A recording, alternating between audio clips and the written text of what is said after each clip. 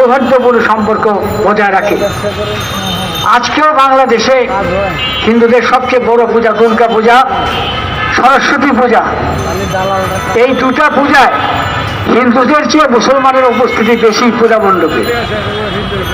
যাই হোক, আমরা পরিষ্কারভাবে ভারত সরকারকে বলতে চাই যে আমরা শান্তির ধর্ম ইসলামে বিশ্বাস করি। ইসলাম কোনো জুলুমবাজিতে বিশ্বাস করে না। ইসলাম একটি শান্তির ধর্ম। এখানে হিন্দু, মুসলিম, খ্রিস্টান, বৌদ্ধ সবাই সমান অধিকার নিয়ে ভোগ করে আসছে। আপনারা যারা বড় বড় কথা বলেন, আপনি মোদি আপনার দেশে প্রতিদিন আপনি সংখ্যালঘু মুসলমানদের উপরে জালিমের মতো অত্যাচার করছেন। আজকে এই কালা কানুন, কালকে এই কালা কানুন, এই নিয়ম, এই হত্যা, এই মসজিদ ভাঙা, মাদ্রাসা ভাঙা প্রতিনিয়ত কাজে করে রয়েছে ভারতে। আপনারা একটা সুযোগ পাইছেন, আপনাদের বড় সুযোগ নষ্ট হয়ে গেছে।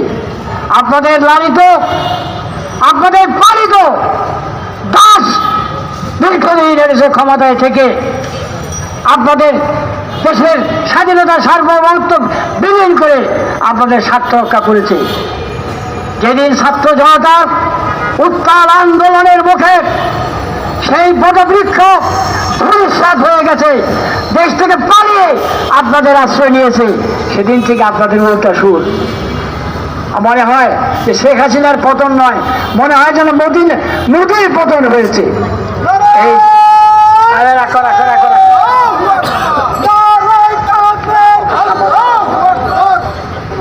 এই মনোভাব ত্যাগ করুন। আমরা দীর্ঘদিন এই হিন্দুস্তানের বিরুদ্ধে আন্দোলন করেছি। 1757 সালে পলাশী প্রান্তরে রায়দুর্লভ, রাজবল্লভ, অভিশাপ জগৎ শেখদের ষড়যন্ত্রে কবলে পড়ে বাংলার শেষ স্বাধীন নবাব সিরাজউদ্দৌলাকে আপনারা হত্যা করে বাংলার মুসলমানের স্বাধীনতা সূর্য অস্তমিত করেছিলেন।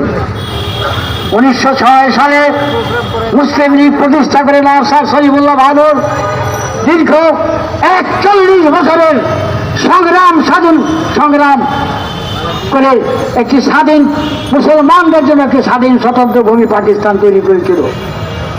পাকিস্তানের টিচারিটা পাকিস্তানি নেতৃবৃন্দের বিমাতা সুলভ আচরণ বাংলাদেশের মানুষকে খেপিয়ে তুলেছিল।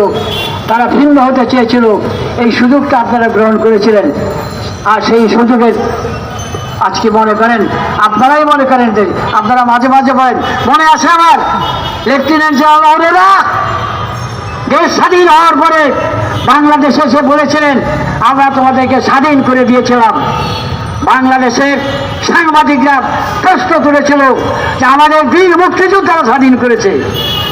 জেনারেল অরোরা খুব খুব অট্টহাসি এসে বলছেন, what মুক্তিজ? Of course there were some Mukti boys who used to carry our bags and luggage. এত অপমানজনক কথা বলেছে অরোরা, আপনারা প্রতিবাদ করেন নাই।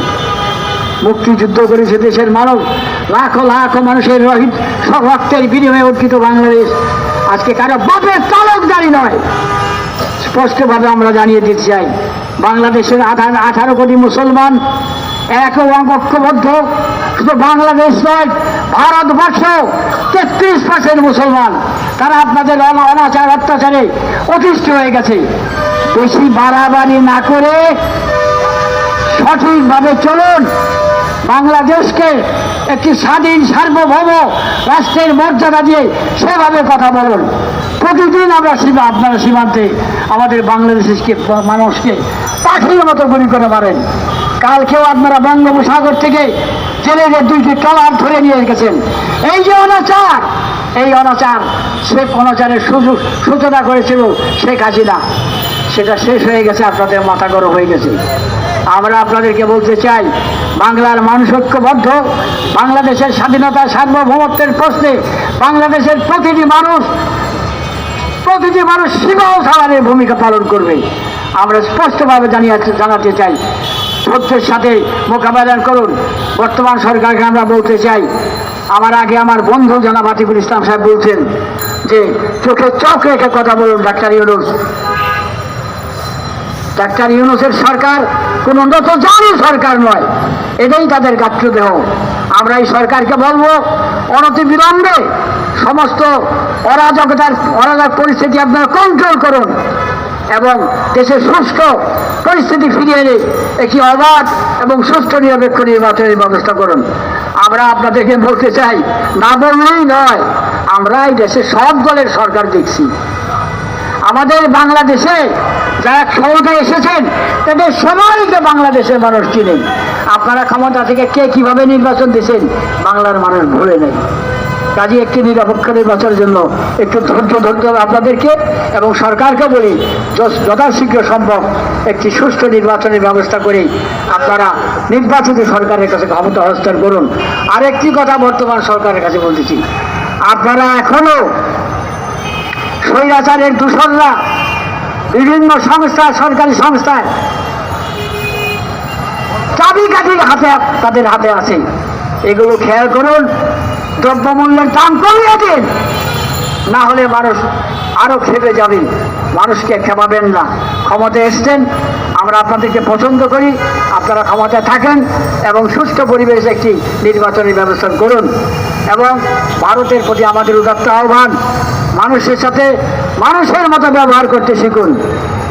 জালিমের মতো ব্যবহার না, লুণ্ঠন করবেন না। প্রতিদিন আপনারা মসজিদের নিচে শিবলিঙ্গ খুঁজেন, মসজিদ ভাঙার অপচেষ্টা করছেন। এগুলো ভালো নয়, এগুলো ভালো নয়, এগুলো বন্ধ করুন।